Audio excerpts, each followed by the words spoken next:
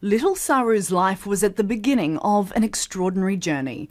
It was 1986 and he followed his older brother to work as a sweeper on India's trains. The 5-year-old got weary and took a nap at a station. When he awoke, his brother was gone.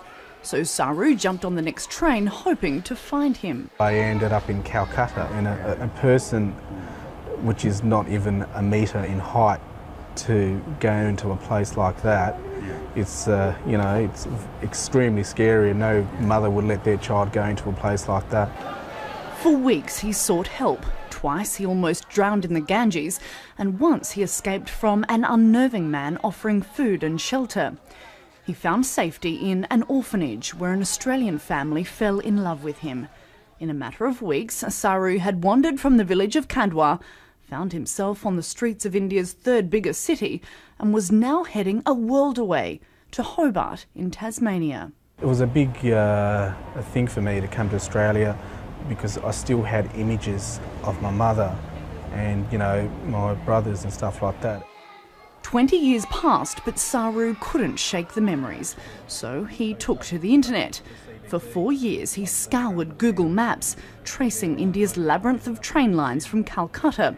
He adopted simple arithmetic to determine how far he travelled to get there in the time he did. And then one day, bang, I just noticed I zoomed in this train station. I thought, yep, that's got to be it. It just looks right. It just looks like the spitting image which is in my head right now looking at it. Armed with a photo of himself as a child and his memories, Saru returned to Khandwa. Word spread quickly in the tiny community that this man was their long-lost boy. And this other person, third person, said, just wait here for a second, I'll be back. And so 5 minutes later they were back and they said, I am now going to take you to your mother. and I thought, oh my God. I was so happy. The happiness in my heart was as deep as the sea. I experienced heaven on earth when my son met me. While Saru had been hunting for his family using high-speed internet and satellite imagery, his mother had relied on all she had, her faith.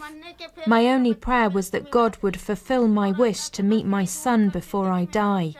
I always pray to God that I will meet my son one day.